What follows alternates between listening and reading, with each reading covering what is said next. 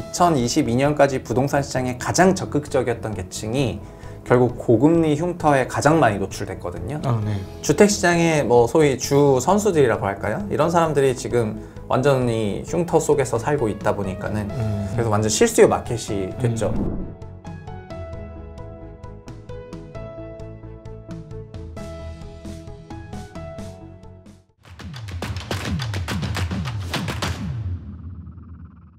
안녕하십니까. 증시각도TV 시청자 여러분, 투자자 여러분, 반갑습니다. 오늘 여러분이 좋아하시는 우리 최상욱 대표님 나오셨습니다. 안녕하십니까. 안녕하십니까. 최상욱입니다. 네, 요즘 채불심이 너무 잘 되고 있어요.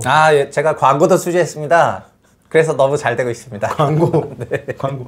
야, 네. 부럽습니다. 네. 네. 저 인생 첫 광고여가지고 참 굉장히 기쁜 마음으로 했습니다. 저희도 이제 코너 중에 책방이 있는데, 네. 저는 아주 열렬 팬이에요. 우리 최상욱 대표님의 책방, 뭐라 그랬죠? 네, 저는 채부심 북스라고 하고 있는데 북스. 네. 책 소개하는 코너요. 책 소개 너무너무 잘하셔가지고 정말 책을 많이 읽으셨구나. 저렇게까지 표현을 잘하시는 거 보니까 그런 생각을 많이 들었습니다. 최근에 그 집값이 다시 좀 붐업을 했습니다. 이제 네. 거시적인 어떤 뭐랄까 상황과 상관없이 집값이 계속 오르고 있어서 이제 또 강세론자 분들이 거봐 말대로 됐잖아 이런 얘기를 많이 하는데, 제가 보기에는 결국 그 총통화의 증가가 미국을 비롯한 모든 국가들이 지금 코로나 때 돈을 엄청나게 찍었고 재정을 엄청나게 풀었고 그로 인해서 통화 승수도 올라가고 네. 거기에 그것이 가장 큰 어떤 기운 아닌가.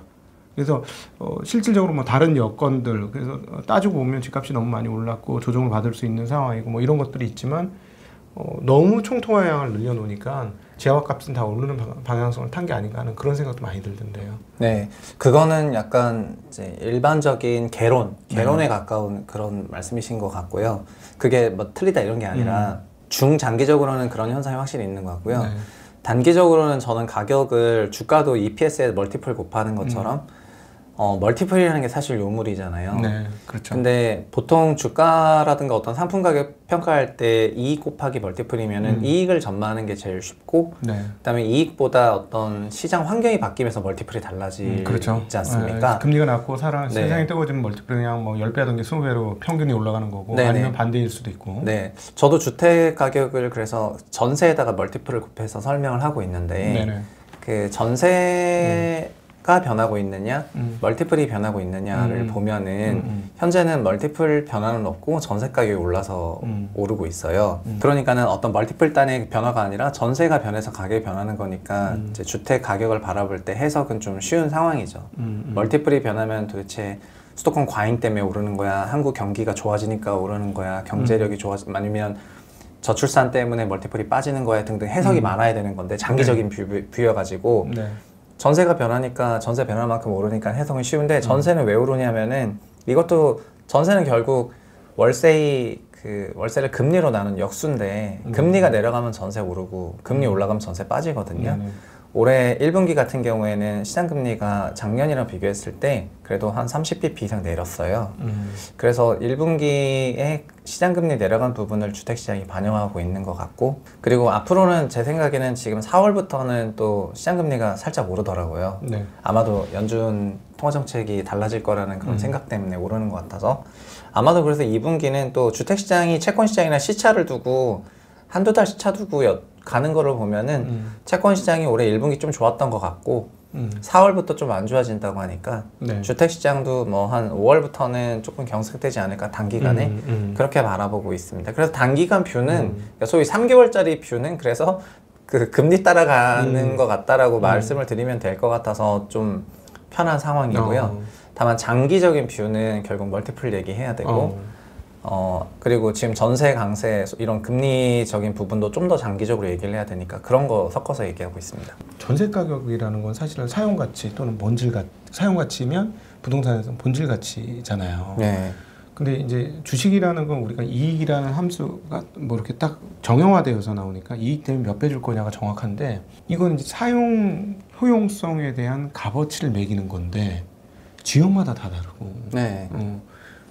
서울에서도 동네마다 다르고, 뭐 직장이 있느냐 없느냐도 다 다르고, 본질 가치라는 거 자체가 너무 변동성이 심한데 노출되어 있는 거예요. 그러니까 그럼 전세 가치는 본질적이냐? 이런 질문을 아니할 수가 없는 거죠. 사실은 임차료는 이제 월세 지수를 보면 월세 지수는 굉장히 안정적이거든요. 네. 그러니까 월세야말로 그 주거료의 코어인데 네. 그거를 우리는 할인율로 나눠서 전세로 환산을 해가지고 예를 들면 월 200만 원이 연 2,400만 원의 주택이 있다면은 그게 6% 금리일 때는 그러니까 시장 수익률이 6%일 때는 2,400만 원 6으로 나누면 4억 원이고요. 전세 네네. 4억이고 네네네. 4% 금리면은 2,400만 원이지만 6억이 되거든요. 근데 그러면 전세가 4억이 6억이 된 거예요. 네네네. 그리고 전세가 4억에서 6억이 됐다면은 주택 가격은 밀려 올라가요. 그래서 전세 가격은 주택 가격이랑 중장기적으로 거의 완전 정상관이고요. 서울은 일부 역전도 있었지만은 서울 아닌 지역에서는 거의 완전 같이 붙어서 가요. 그러면 그 얘기는 뭐냐면은 코로나 같은 때 금리가 2%까지 내려갔을 때는 같은 2,400만 원이 전세 12억이 된 거예요. 그러다가 이렇게 기준금리 올리면서 할인율이 5%로 올라가니까 4억 8천 내려오면서 역전세 났거든요. 네네. 이런 것처럼 전세는 금리 따라서 얼마든지 스윙을 해요. 그래서 전세를 통해 가지고 제가 전세 멀티플이라고 했으니까 전세는 사실 금리 함수인데 네.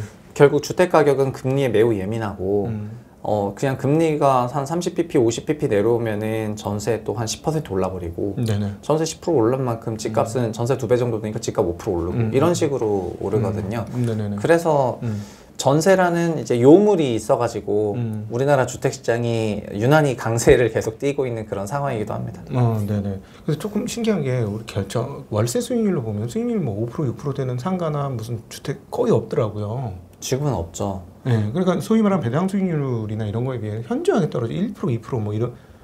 우리나라의 총 자산 그 월세 수익률은 거의 2%도 될까 말까합니다. 네. 왜냐하면은 그러니까 전세를 놨을 때 내가 얻는 수익률이 전세랑 월세를 바꾸는 그 전환율이라는 건데 네네. 그게 지금 서울이 4.5%거든요.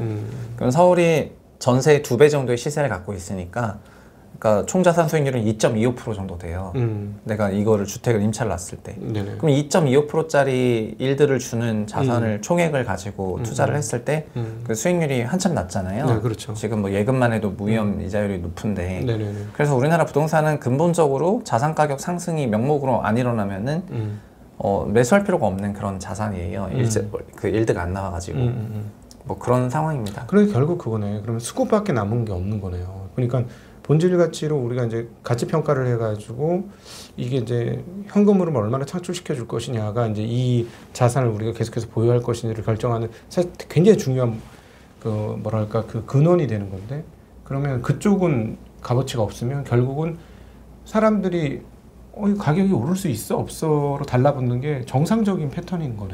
본질 가치로는 가격이 싸다. 그래서 수익을 창출할 수 있다라고 네네네. 유추할 수 있는 근거가 너무 없으니까. 예, 저는 이 질문이 좋다고 생각하는 게, 네.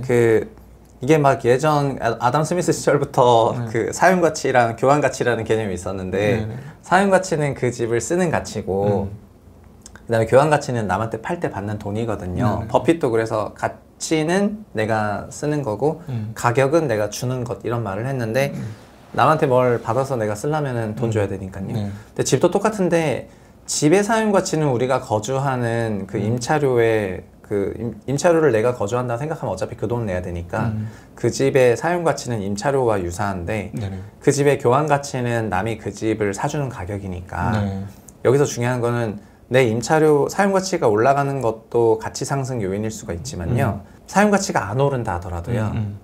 그냥 남이 더 비싸게 사줄 것 같으면은 아니면은 지금보다 미래에 더 비싸게 사야 될 것 같은 환경이면은 교환 가치가 올라갈 환경이 되잖아요. 가격이 그래서 주택 시장도 많은 자산이랑 똑같이 올라갈 것 같으면 사고 내려갈 것 같으면 팔고 그냥 자산 시장의 그 움직임이랑 똑같아 가지고 원래 주택은 상품 시장이라기보다는 소위 필수 소비재다 막 이런 평가들이 많았었는데 이제 한국의 주택 시장은 그런 시장은 완전 아니고요. 그냥 월세가 올라가든 말든 그다음에 이 부동산을 돌려가지고 수익을 내가 얻든 말든 지금보다 5년 후에 더 비싸게 팔 것 같으면은 사고 아니면은 팔고 아주 자선 시장이죠. 완전히 주식보다도 오히려 주식이 이제 변동성이 너무 크고 그 변동성이라는 게 매일같이 체크되니까 변동성이 주식이 더 큰 것 같지만 따지고 보면 그 주식이라는 건 흔들리더라도 본질 가치에 도달하거나 본질 가치 이하로 떨어지면 매수를 하고 예를 들어 배당이라는 현금 흐름들이 나오면 뭐 갖고 있으면 언젠가 오르는 뭐 그런 거지만 부동산은 완전 심리시장이네 그러면요. 네, 근데 이런 자산 시장은 다 이런 특징을 갖고 있어가지고 그래서 모건하우절 얘기처럼 그냥 미래 자산 가격이라는 거는 현재 가격에다가 미래 스토리 곱한 가격이다. 스토리를 곱했다. 그래서 소위 스토리 가격, 그 스토리에 막 공급 얘기도 있는 거고 출산율 얘기도 있는 거고 성장률 정체도 있는 거고 일단 뭐 그런 여러 가지 스토리들이 결국 여기서 막 논리적으로 경합을 하는 거지 않습니까? 그래서 그런 것처럼 자산시장이 막 움직이는 것처럼 주식시장도 주택시장도 요즘에는 결국 그래서 실제로 공급이 많냐 적냐가 중요한 게 아니고 공급이 많을 것이다 공급이 적을 것이다 그 미래 스토리의 그 논리 싸움 이거가 훨씬 예를 들면 총선 끝났잖아요. 그럼 총선 끝났으니까 단기적으로는 재건축에 부정적인 뷰가 견해가 많을 것이다. 그래서 직관적으로는 재건축에 영향을 주는데 근데 결국 재건축을 규제하게 되면 그러면 구도심에 주택 공급 못하니까 구도심의 신규 주택 가격은 좀 세지겠네? 이러면서 그 신규 주택 구도심의 신규 주택 공급이 뭐 훼손이나 이런 게 전혀 없지만 미래 스토리를 반영하면서 현재 있는 신축 구도심 신축들을 좀 사야 되겠다 이러면서 요즘에 총선 끝나고서 갑자기 가격이 양극화가 좀 됐거든요. 재건축 아파트는 좀 빠지고 이제 신축 아파트 가격은 갑자기 또 강세로 가고 그래서 신축만 보시는 분들은 총선 끝나고 집값 빠질 줄 알았는데 갑자기 더 세졌다 이런 얘기를 하는 거고 재건축에서는 이거 규제가 나와가지고 막 이런 하는 건데 요런 생각하면서 그 다음에 또 어떻게 생각하냐면은 민주당 정부가 여소야대가 됐으니까 그러면은 주택 가격은 또 올라가겠지? 여기 또 우리 자산시장도 항상 과거로부터 배우지 않습니까?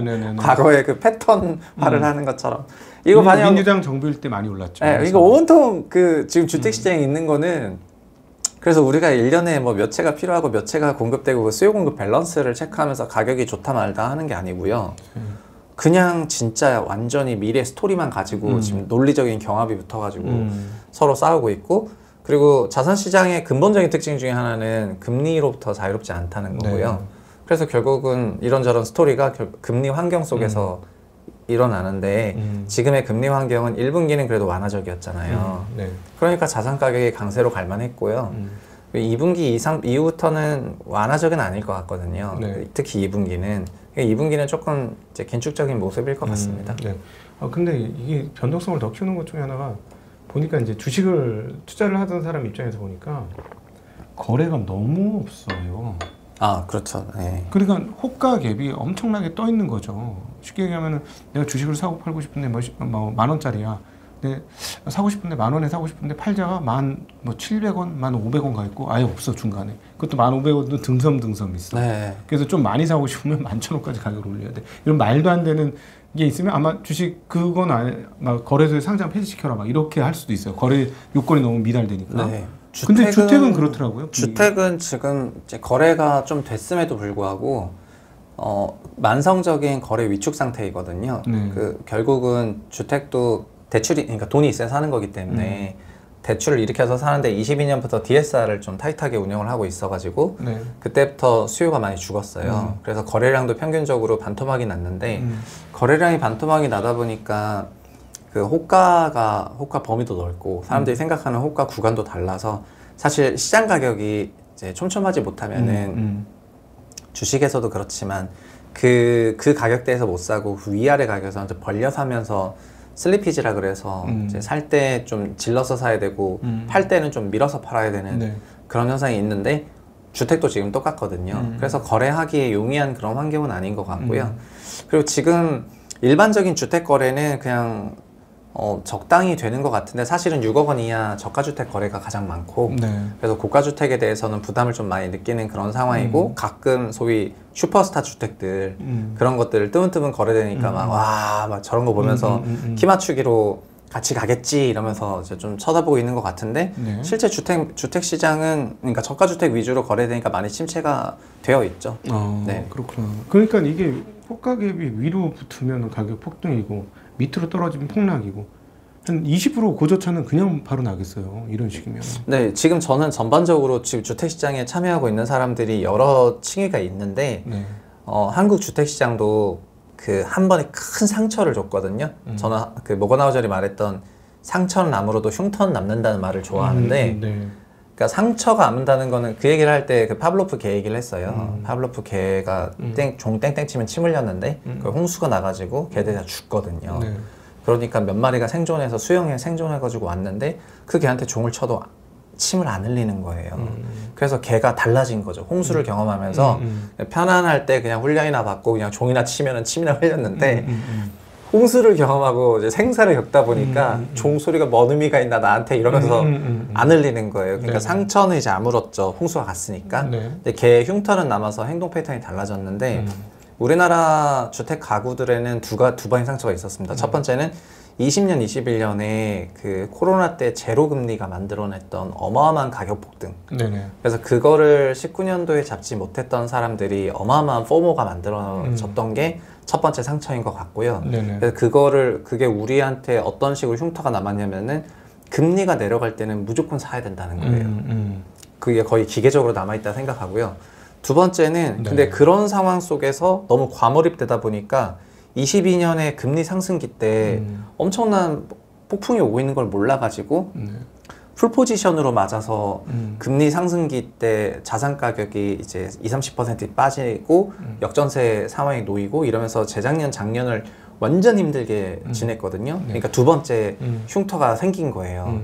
그래서 지금은 두 가지 흉터를 너무 짧은 기간에 동시에 경험을 하다 보니까 둘 다 경험한 사람은 근본적으로 보수적이 되고요. 네. 왜냐면은 명확하게 금리가 내려간다는 보장이 있어야만 네. 움직이겠다. 이런 생각이 있는 거고 저금리만 경험하고 이 고금리를 경험 안 했던 운 좋은 플레이어들은 금리가 어차피 내려갈 거잖아. 이러면서 얘네들은 고금리 흉터가 없으니까 네. 적극적으로 나서는 거거든요.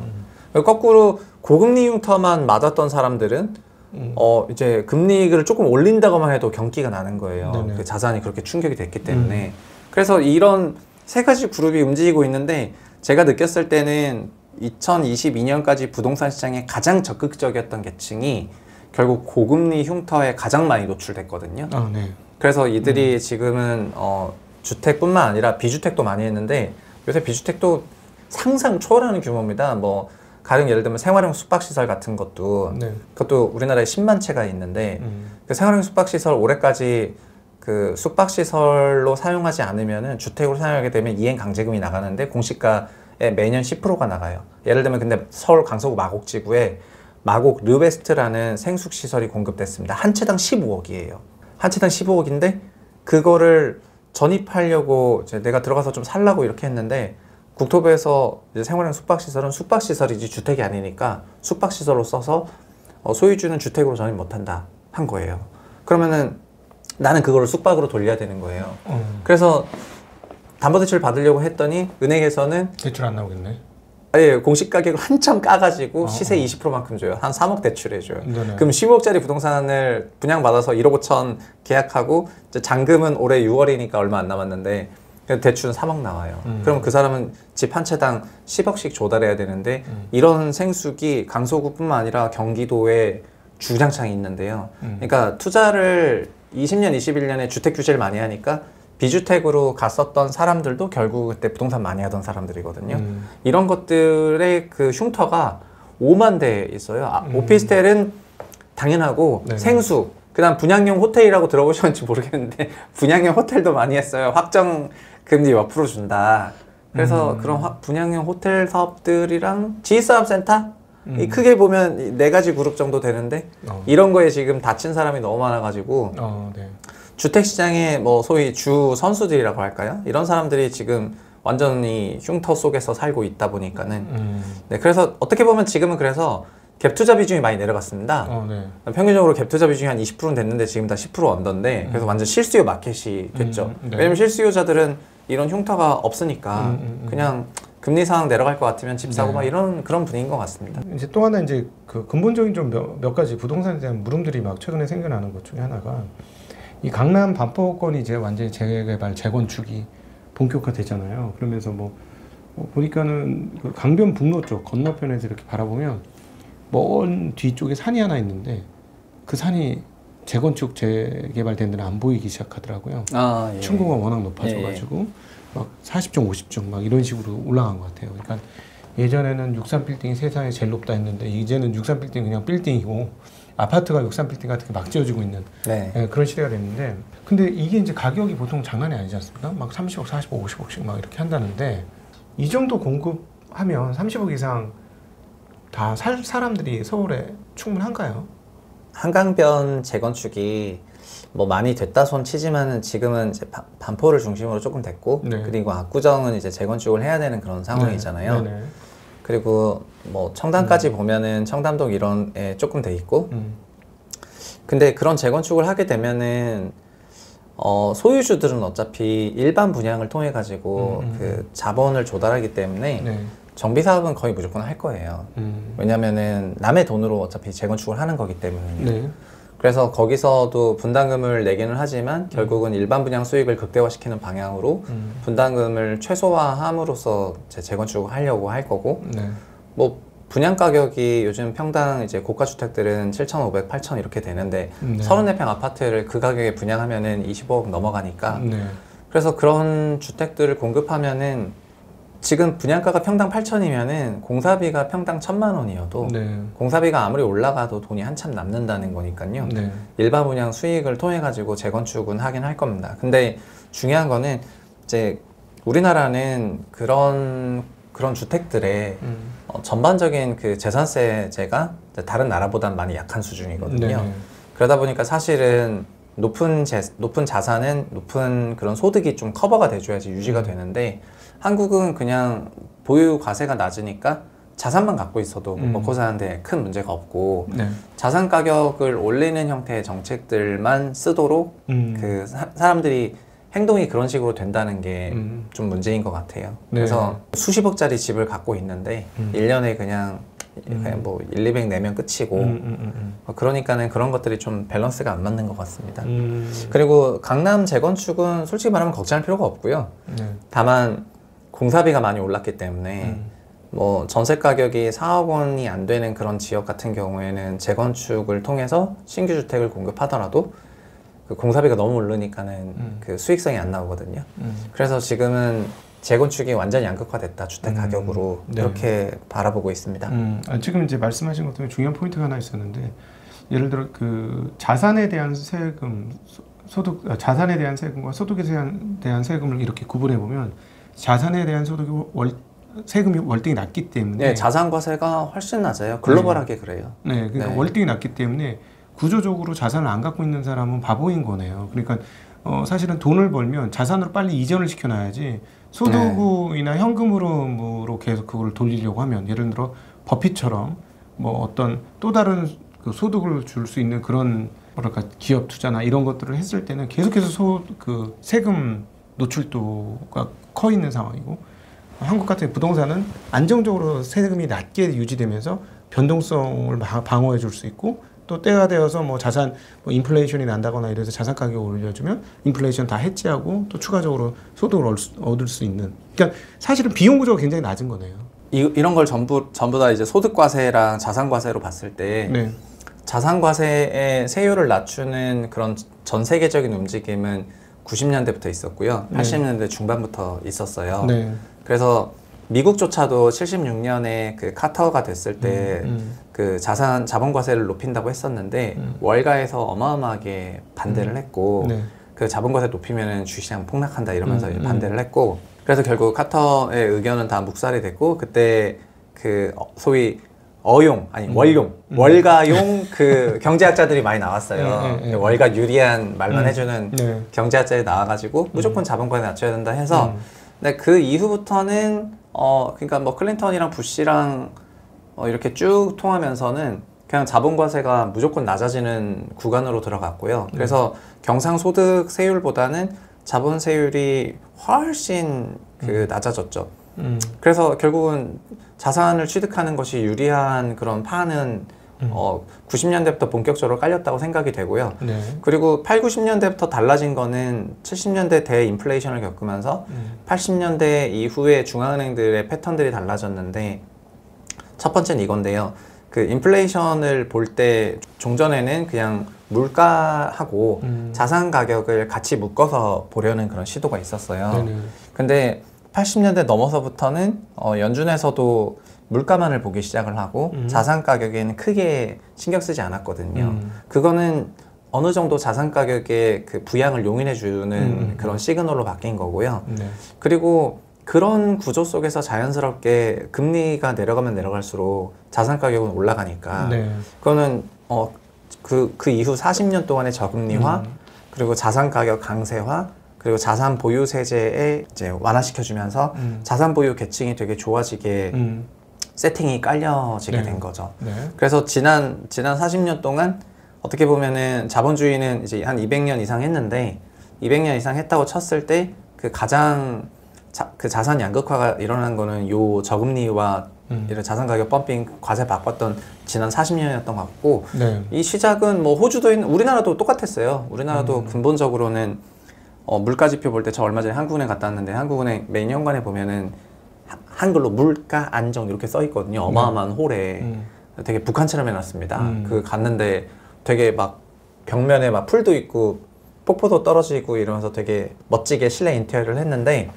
끝에 막 누구 글씨체인지 모르겠는데 물가 안정이 네 글자 써 있어가지고 저건 누구 글씨체일까? 이러면서 가서 봤는데 우리나라도 물가 볼 때 자산 가격은 안 보고 상품 가격만 보니까 뭐 그렇죠. 이거를 약간 음모론적으로 해석을 하면은 70년대에는 노동자들이 행복했다고 합니다. 폴 볼커 자서전을 읽어보면은 노동자들이 막 금리가 10몇 프로 가니까 폴 볼커 사무실에 막 쳐들어왔다 하는데 폴 볼커는 존경받았거든요. 노동자들한테. 노동자들한테 존경을 네. 받았고 자영업자한테는 굉장히 저격을 받았을 가능성이 높겠네요. 예, 그런데 그 항의하러 온 사람들을 이제 불러서 사무실에 얘기하고 이제 돌려보내는 대목이 나오는데요. 네. 근데 그러면서 뭐라고 했냐면은 결국 노동자들도 지금 금리를 올려야 물가가 내려가니까 폴 볼커를 지지를 많이 했다는 거예요. 전반적으로. 네. 그 두 번째는 임금 노동자들이 물가가 올라가니까 임금을 많은 회사에서 물가 베이스로 임금을 줬기 때문에 네. 임금 상승률도 어마어마했거든요. 네네. 그러니까 물가가 올랐지만 임금도 오른 거예요. 그러니까 임금 어느 정도 커버가 됐던 거죠. 네네. 그래서 그때 그렇게 지금처럼 불만이 없어요. 현재는 뭐냐면은 현재는 물가가 안 오르면은 임금도 안 올라요. 네. 자산 가격은 어마어마하게 올라요.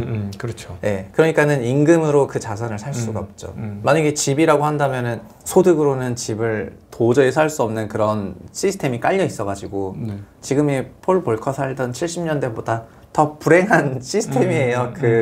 고용 임금으로 이렇게 집을 못 사니까 그렇게 된 것 같습니다. 아니 그러니까 물가 산정에 미국 같은 경우 렌트비가 물가 산정에 조금 들어가지 않습니까? 미국은 네, 주택 그 CPI에 들어가죠. 네네. 주거료 32%가 들어가고 임차료뿐만 아니라 자가주거비 22%가 들어가는데 한국은 자가주거비가 안 들어가니까 자산가격이 완전 빠져 있고 임차료만 9.8% 들어가거든요. 그러니까 우리는 집값이 아무리 올라도 그 집값이 올라간 걸로 인해서 우리 소비가 아무런 변화가 없다고 전제하는 거나 마찬가지고 그러니까 네네. 물가가 네. 근데 그게 뭐 말이 되는 소리는 아니라고 저는 생각을 하고 네. 우리나라가 그걸 못 반영하는 이유는 자가주거비 반영해버리면은 CPI가 아니라 그냥 월간 실거래 지수되거든요. 주택가격 비중이 너무 높아져가지고 네네. 그러니까는 주택지수 경제학자들은 그래서 그거는 주택지수지 물가지수가 아니다 이런 식으로 나오는 거예요. 그러니까 80년대 이후에 수학을 한 경제학자들은. 근데 그게 그때 바뀌었는데 그때부터 배웠던 사람들은 당연히 그게 물가가 그렇다고 생각하겠지만 근데 우리 현실을 반영했을 때는 집값이 이렇게 아예 안 들어가는 게 맞나 이런 생각이 많이 들더라고요. 사실상 뭐 최근에 뭐 은행주들을 이제 우선 배당을 잘 주는 주식, 밸류업의 기수 이렇게 하는 이유도 배당을 많이 줄 수 있는 이유는 돈을 많이 벌었기 때문이고 돈을 많이 버는 이유는 대출이 많이 나갔기 때문이고 네. 대출의 거의 대부분은 부동산 담보 대출일 것이고 기업 대출보다는 그렇죠. 월등히 많겠죠. 은행 삼성전자가 대출 대출 안 다 받으니 부동산 대출이죠. 그렇죠. 그러니까 이것도 다 연계가 된 건데요. 결국에는 자산 가격이 강세를 간다고 생각이 되면은 결국 은행은 대출이 늘어나잖아요. 그리고 예금을 하니까 대출을 해주는 게 아니라 고객이 대출을 실행시키면은 은행의 예금이 반대로 잡히지 않습니까? 네. 결국은 대출 중심으로 은행업이 성장할 수가 있고 네.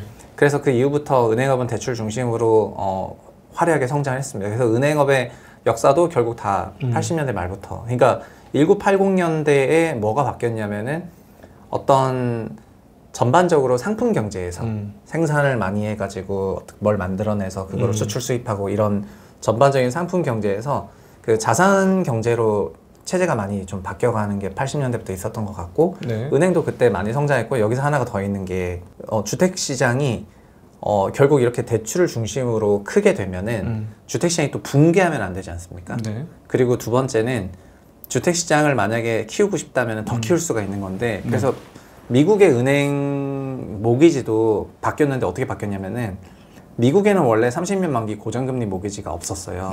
근데 은행한테 30년 만기 개별 차주 30년 만기를 어떻게 줍니까? 고정금리로.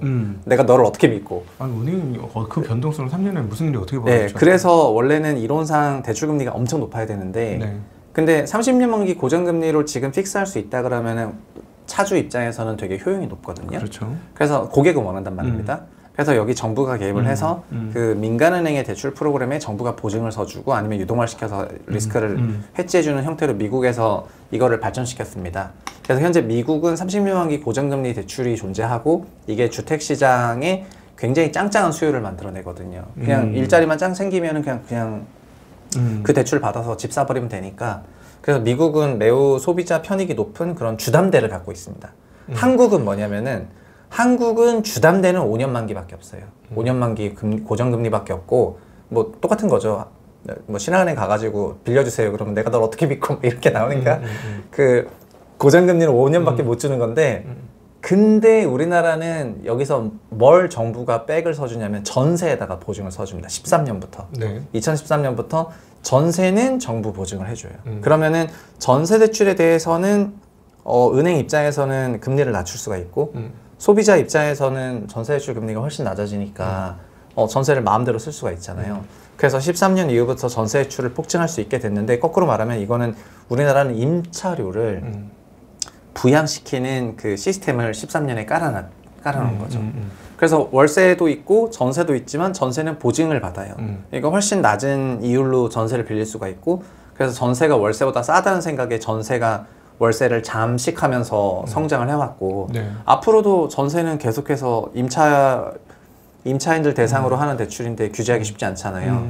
그래서 전세는 계속 올릴 수 있단 말이에요. 그럼 우리나라 매매 가격은 전세 곱하기 멀티플인데 전세 가격이 계속 올라가면 매매가 계속 올라가는 거 아닙니까? 네. 게다가 전세는 붕괴도 안 할 거예요. 왜냐하면 보증을 서주고 있어가지고 그 뭐 붕괴한다 치면 자기네도 문제가 되니까 다시 보증할 거고. 그래서 이 구조에서는 그냥 시간 지나면은 전세 계속 올라 있고 그 다음에 전세가 계속 올라가면 나중에 보증한도 1억에서 2억으로 2억에서 5억으로 되는데 지금 또 7억에서 8억 해달라 이런 말 나오잖아요. 네. 그럼 보증한도 다시 7억이나 8억으로 늘리면은 전세 금액 또 올라갈 거고 또 대출 받고 전세 시장 계속 커지고 그럼 매매 계속 올라가고 요런 메커니즘이에요. 아니 그러니까 그 네.